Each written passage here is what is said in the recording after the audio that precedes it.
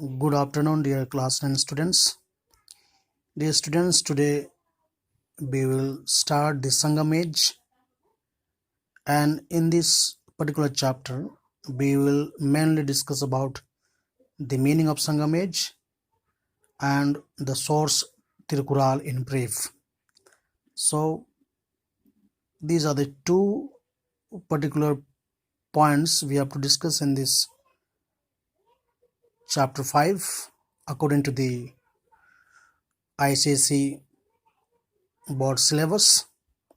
So let us start then without any delay. So first of all, we'll begin the meaning of Sangam. The Sangam age is considered as a landmark in the history of South India. So Sangam age is considered as a landmark. Landmark means a turning point in the history of South India. The two Sangam, it is Tamil form of Sanskrit Sangha, which means an assembly or an association. So the meaning of Sangha is an assembly or a association. So you need to focus the meaning especially. Thus the Sangam age refers to the period when bulk means the huge number of Tamil literatures was composed or written, let us say, by a body of Tamil scholars and poets in three successive literary gathering called Sangam. So there are many Tamil literatures were composed or written by a group of scholars in three successive literary gathering, or we call in assembly. That's why it is called, the gathering only is called the Sangam, or the assembly only is called the Sangam. Hence Sangam meaning confluence. Confluence means coming together. So Sangam meaning means coming together. So all the scholars, they came together as an assembly or a group and wrote many Tamil literatures. Refers to the gathering of poet and birds. Birds means the same we can say as poet, group of poet. These two place between 1st century BC and 2nd century AD in the kingdom of Pandyas. So these all three successive sangams or the gatherings took place very successfully during the time of Pandyas. These texts were called Sangam because they were supposed to have been composed and compiled in assemblies of poets that were held in the city of Madurai. So these all texts or the literatures were composed, or we can say written, produced in the assembly of poets which is held in Madurai. Now it is believed that the first Sangam was attended by gods and legendary sages. So the first assembly of, we call the literature writing, was attended by gods and legendary sages. Sages means we can say the sadhus, but all its works have perished. So their works were, we call, very excellent. Their works were very praisable, we call the praiseworthy. The second Sangam, attended by several poets, produced in large masses of literature. Large masses means the huge number of literatures, but only Tolkappiyam by Tolkappiyar, the oldest book of Tamil grammar, has survived. Though many literature books were written, many poem books were written, poetries were written, let us say, but among them only one particular we call the book existed or survived, that is, we have Tolkappiyam. The third Sangam, attended by many poets, produced vast literature of which only a fraction means a part of their literatures was survived or existed. So, in the third Sangam, whatever things were written by poet, among them only one particular we call the part that existed, or we can say only one pages of that particular literatures existed. It is this fraction which constitutes the extant body of Sangam literatures. The three kingdoms of Cheras, Pandyas and Cholas were always at war with one another. So these three dynasties, Cheras, Pandyas and we'd call the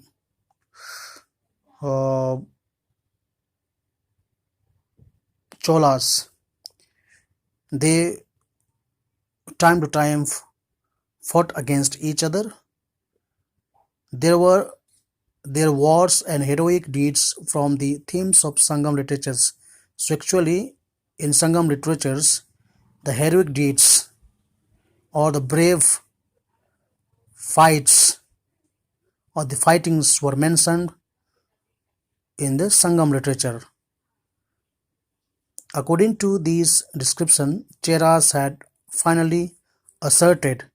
So, according to these literatures, the Cheras became the dominator of two dynasties like Pandyas and the Cholas. So, Cheras dominated Pandyas and the Cheras. And here we see they clearly would call the occupied the supremacy over the two kingdoms. So, the Cheras, they clearly would call the dominated and established the supremacy over these two kingdoms. That means Cholas and Pandyas. Now source. The primary source of information about the Sangam age includes the following. Now first let us start with Tirukkural, and only this point we have to discuss in this chapter. It is one of the most celebrated work of the 18 minor works. So it is one of the well-known work, we can say. Tirukkural is one of the well-known literature work of 18th century, which was written by we call the Tiruvalluvar, one of the famous sages. So 18 minor works of the Sangam literatures written by Tiruvalluvar. So Tiruvalluvar was the writer of Tirukkural, Tamil poet and philosopher. So he was one of the greatest Tamil poet and philosopher. Tirukkural or Kural is considered as a compound of teaching of Dharma Shastra. So the Arthashastra and the Kama Sutra, it contains a series of brief metrical or measurement proverbs on many aspects of life and religion. So Tirukkural actually it helps to look up to the one's life and its religious belief and then the duties. Now it is a collection of Tamil couplet. Couplet means two equal lines written together or mentioned together, organized into 133 chapters. Each chapter has a specific subject, ranging from plowing a piece of land to ruling a country. So it preaches simplicity and truth throughout its verses. The 133 chapters are grouped into three sections: Ram, righteousness, in Hindi we can say dharmikta; Praul, wealth, money; and C, inbam or kamam, pleasure. While Aram and Imbam discuss about ethical living in private life, Paul deals with the public affairs. So Aram and Ivam, they're actually the private, we call the things which a person quietly or privately we call does these things, but the plural is actually a public welfare. So, dear students, this is the point we had to discuss in this chapter. Now let us go to the next chapter, that is the age of Guptas. And in this chapter we have to discuss the sources mainly, and in these sources we have to discuss about the account of Fayan, Allahabad pillar inscription, contribution to the field of education, science and culture, etc. So today in this chapter we will let us discuss about sources, and in the next class we will talk about the contribution in the field of education of the Guptas. Now let us deal with the chapter then. The period of about 2 centuries from early 4th century AD is known as the imperial age of the Guptas. So in the 4th century, around 4th century, let us say, the Guptas ruled in India. During this period, India made progress in the field of education, science and culture. This period is also known as the classical age or the golden age of Indian history. So the era of Guptas is known as a golden age also. Now sources. The main source of information about the Guptas are the followings. So let us start with the first point, that is account of Fayan, the record of Fayan. Fayan was the earliest Chinese pilgrimage, pilgrim. Pilgrim means a person visiting religious places. So Fayan actually he came to India to visit the religious places, and who visited India on a religious mission during the reign of Chandragupta II. So during the time of Chandragupta II, Fayan came to India and he visited so many religious places. During his stay in India, during his stay, that means when he lived here in India, he went on a pilgrimage to Mathura, Kanauj, Kapilavastu, Kushinagar, Vaishali, Patliputra, Kashi and Rajgira. So these are the religious places Fayan visited. He made careful, unbiased. Unbiased means the fair observation, very clear observations of everything about the condition of that time. So he very clearly observed the administration system of Guptas, social, political, everything, let us say, everything. This pilgrim observed about the Gupta rulers' system and policies. So, according to Fayan's account, now he mentions about in his own document or in his own writing, Magadha was a prosperous country with large town teeming with wealth population. So he mentions about Magadha, and he said that Magadha was one of the developed and the happiest country with large town teeming with wealthy population. Teeming means the people even there were very wealthy, the common people, or let us say the lot of people were very wealthy in this particular Magadha area. Patliputra was a flourishing Patliputra, that means the Patna also was one of the growing or developed city with the numerous charitable institutions. So in Patna there are so many charitable institutions were opened or established. Charitable means, in a way we can say, the donation giving institutions were opened, including a hospital, endowed a large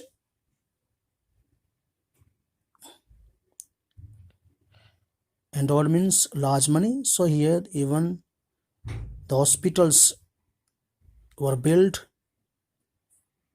by the support of the citizen over there, because the common people donated huge number of money to establish or build these all hospitals and the we call the public places. Next, although the people were wealthy in both the places, Magadha and Pataliputra, they led simple life. They lived very simple life, generally observing the Buddhist rule of conduct. Next one, Vaishnavism, Saivism, and Buddhism and Jainism were the main religion at the time in these two kingdoms, let us say. People, however, had no ill will towards other groups. So people in these territories had no any enmity against each other or any group. Next, Hindu gods and goddesses were depicted on the coins and also in sculpture and painting. So Hindu gods and goddesses were depicted, painted on the coin and also in sculptures. Sculptures means the stone plates with the paintings. Next, the penal code was mailed. The penal code means all the laws and orders were very simple,